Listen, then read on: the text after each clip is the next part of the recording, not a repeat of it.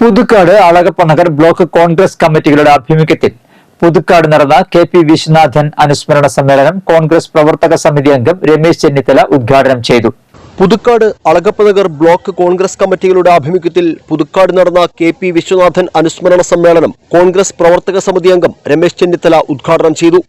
പുതുക്കാട് ഗ്രാമപഞ്ചായത്ത് president K M. Baburaj അധ്യക്ഷനായിരുന്നു. നിർധന രോഗികൾക്കുള്ള ധനസഹായ വിതരണം ചടങ്ങിൽ സനീഷ് കുമാർ ജോസഫ് എം.എൽ.എ. നിർവഹിച്ചു. മുൻ MP. TN. Prathapan, DCC general secretary K. Gopalakrishnan, DCC vice president Joseph Tajet, Congress Puthukkad block committee president Sudhan Karayil, Congress Alagappanagar block committee president Alex Chukkiri, മുൻ ഡി.സി.സി പ്രസിഡന്റുമാരായ ഒ. അബ്ദുറഹ്മാൻ കുട്ടി, ജോസ് വള്ളൂർ, മുൻ എം.എൽ.എ. എം.കെ. പോൾസൺ എന്നിവർ സംസാരിച്ചു.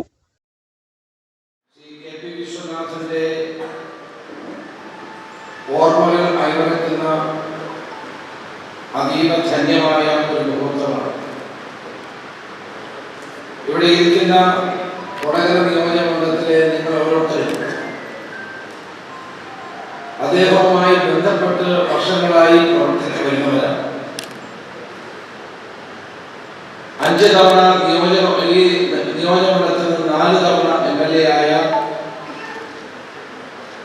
2 തവണ മന്ത്രിയായ ശ്രീ കെ.പി.യെ പറ്റി ഞാൻ പറയാതെ തന്നെ നിങ്ങൾക്ക് ഓരോരുത്തർക്കും ഓരോ അനുഭവങ്ങളുണ്ട് എന്നെനിക്കറിയാം. അദ്ദേഹവുമായി ഏറ്റവും അടുത്ത പ്രവർത്തനം നടത്തിയിട്ടുള്ള വ്യക്തികൾ എന്ന നിലയിൽ ധാരാളം അനുഭവങ്ങൾ നിങ്ങൾക്കുണ്ട്. നിങ്ങൾ ആ അനുഭവങ്ങളെല്ലാം കൈവരിക്കുന്നവരുമാണ്. ഒരു നാടിന്റെ വളർച്ചയിലും പുരോഗതിയിലും ഒരു ജനപ്രതിനിധി എങ്ങനെ പ്രവർത്തിക്കുന്നു എന്നതിന്റെ ഉത്തമ ഉദാഹരണമാണ് ശ്രീ കെ.പി. വിശ്വനാഥൻ. ഇവിടെ എനിക്ക് ഏറ്റവും പ്രിയപ്പെട്ട ഒരാളാണ് ശ്രീ ബാബുരാജ്. ഞാൻ KPCC പ്രസിഡന്റായ കാലഘട്ടത്തിലും ബാബുരാജ് അന്ന് കൊടകര ഒന്നായിരുന്ന കാലഘട്ടത്തിൽ ബ്ലോക്ക് പ്രസിഡന്റായി. കൊടകരയിലെ എം.എൽ.എ. എന്ന നിലയിൽ 19 വർഷക്കാലം പ്രവർത്തിച്ച കാലയളവിൽ നിരവധിയായ വികസന പ്രവർത്തനങ്ങൾ അദ്ദേഹം ഇവിടെ നടപ്പിലാക്കിയിട്ടുണ്ട്. പ്രത്യേകിച്ച് നമുക്ക് എടുത്തു പറയാവുന്ന ചില കാര്യങ്ങൾ, പുതുക്കാട് ആമലൂർ KSRTC ബസ് സ്റ്റാൻഡിന്റെ സ്ഥലം ഏറ്റെടുത്ത് നിർമ്മാണ പ്രവർത്തനങ്ങൾ തുടങ്ങിവെച്ചത് കെ.പി. വിശ്വനാഥൻ എം.എൽ.എ. ആയ കാലഘട്ടത്തിലാണ്.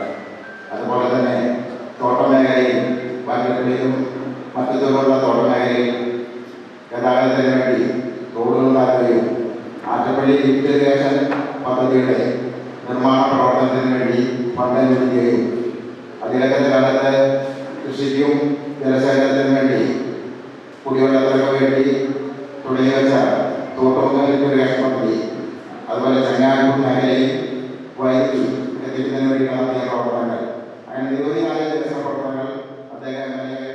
കാലഘട്ടത്തിലുണ്ടായി.